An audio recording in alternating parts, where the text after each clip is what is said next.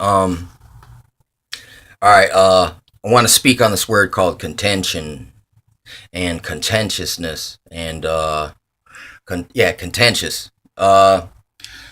See, when I learned about this word here, it my buddy said to me, he goes, man, you're so contentious, and I goes, no, I'm not, and then I goes, wait, what does that even mean? And then he read me the definition, and it said, one who is eager to contend.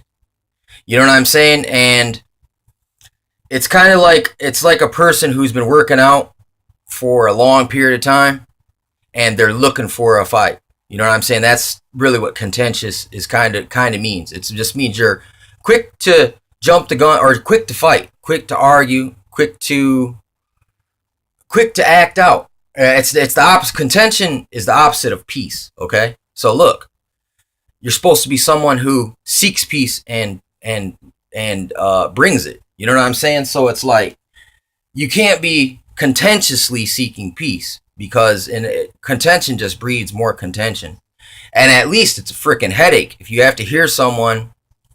Uh, basically, the word is bitching at you. You know what I'm saying? And though there's maybe some things are true in there, but it's like you can tell that it's a condition of their heart. You know what I'm saying? That they're really, in a way, here's another thing. When you're really bothered about something else, it's good to have something else to overanalyze, to keep yourself from thinking about the real thing. You know what I'm saying? And it's like there's a there's a scripture where it says, what does it say? Is the spirit as one who striveth with the priest. And listen, I've been guilty of that, arguing with people online on freaking Facebook and making videos and I mean, it's like this. When you state your piece, if your piece is different from someone else's who states their piece from their understanding, sometimes it pits you up against one another without even uh there was no there was no there was no official engagement, but it's just you become entangled in the just contending for the faith. uh you're gonna step on some toes just by really trying to earnestly contend for the faith that was once delivered unto the saints. uh it's a listen, it's you're really gonna meet a lot of resistance and it's gonna stir up many contentions. See, it's like they used to tell me, man, you're such a freaking arguer, debater, you should have been a lawyer. And I'm always like, I freaking hate lawyers and I hate the law of the land and the sea. See, that's the thing. They're right in one aspect, because I realize it's a big charade. It's a charade. Uh, it's law of the sea, corporatism, man. It's legalese, legal fiction, mumbo jumbo. It's a maritime amnesty law, American flag trimmed in gold, which is a separate corporation entity or a personhood that it's not even really a person. It's just tricky words, man. It's just tricky words, and it's like because a council of 12 agreed that this should be for some reason. That's basically their justification to devise this whole clever system of word magic. It's basically straight up Machiavellianism, straight up Orwellian doublespeak. And our whole law is basically based on that, and no one will admit it. They don't understand that it's an inside club. There's you can either buy your way in, or basically it's like, I think this is in there's another book about Solomon. What is it? Wisdom of Solomon. And he talks about how the men of the earth, the more powerful men, the men of the movers and shakers of industry and money. These guys join these clubs, man. They basically make it a secret agreement that, like, look, anytime you come to court, we vote in your favor. It doesn't matter if you're right or wrong. It's part of their bargain, their deal with the devil, that they're basically immune from persecution, really. I mean, they might get slapped on the wrist, or they'll do that for the public. They'll be like, yeah, he needs to be punished a little bit for the public so they don't get wise to our schemes. So it'll still look like the man's punished, but he's really not. It's just like, look, dude, you got to be the guy. You gotta take a dive. You gotta take a fall like a boxer, like when you what is that called? Fixing a fight. Uh, in a way, I mean, and listen, that's not. I mean, it's not. That's paraphrase from my own understanding or whatever, but it's not far off from the real reality of reality. You know what I'm saying? It's like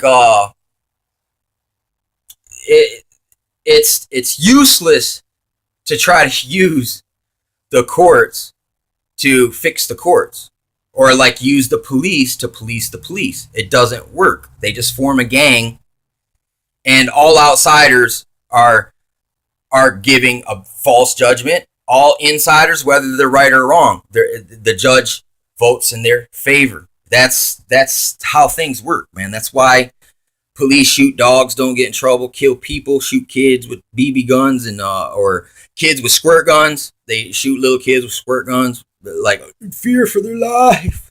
You know what I'm saying? I mean, look, that just doesn't work for me, man. That these guys, it's like I understand that they're under pressure, and pressure causes people to contentiously contend and for upholding the law.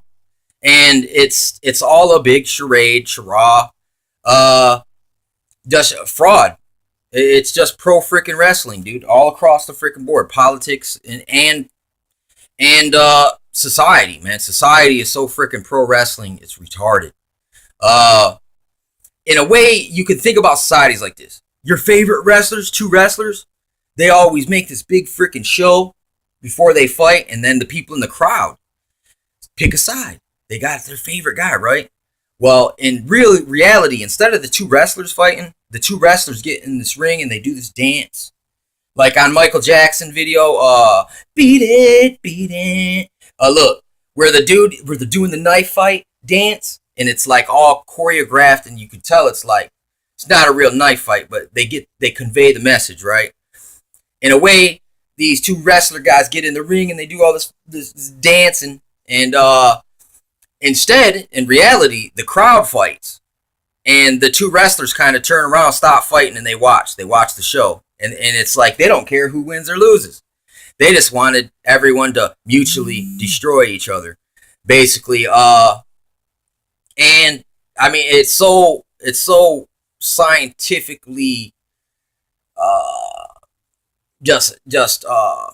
it's mechanical, man. It is like a machine that just devours much flesh. And that's the thing. When you're eager to contend, you know what I'm saying? It's like, basically, if you're eager to contend but you don't have a cause, you know what I'm saying? It's like any cause that presents itself is an opportunity for you to throw down your life, lay down your life for something that is a big charade, like the pro wrestling, but instead the crowd fights. You know what I'm saying?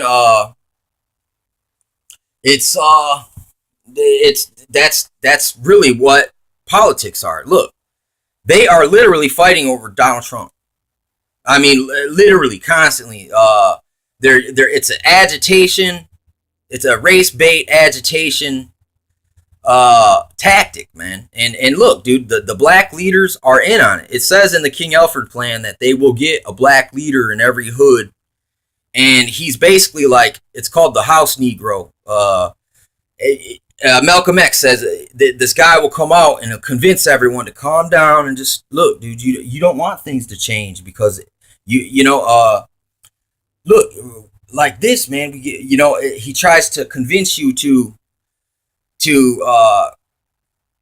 they'll sway you to chill out. But in this day, instead, the House Negro now, he's the agitator. He's like, look, you got to get these people. You know what I'm saying?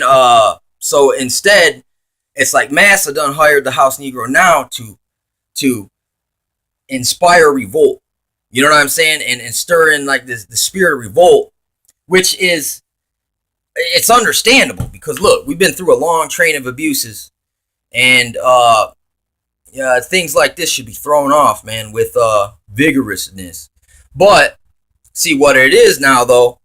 They're using that truth there, but see, they're propping up these enemies, and like I said, it's really they got these two guys out there acting like they're gonna go fight, and they get the crowd involved, and then once the fight starts, these guys disappear, and they just let everyone else mutually destroy each other.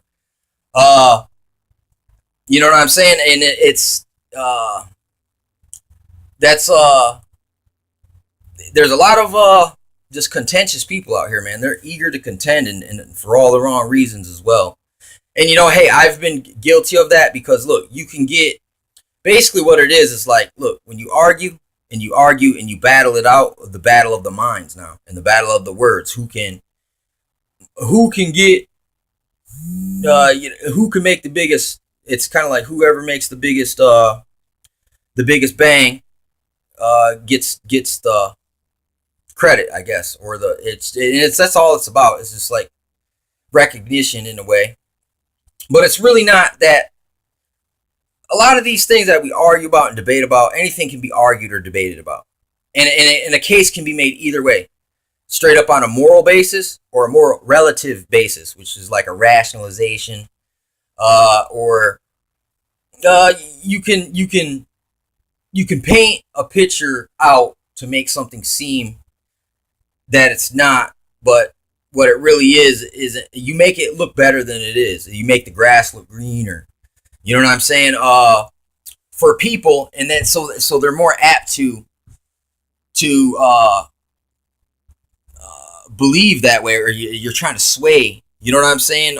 People, and in a way, it's like, look, see, I'm contending out here against these guys, but really, it's like it's all a show. It's literally like a magician show. It's freaking crazy. How contentious people really are these days, man, and it's like so opinionated, and it's like all right, your opinion is valid just because you're a person, you know, and you're entitled to your opinion, but the facts are still the facts, man. People have a problem with differentiating my opinion over what is the facts.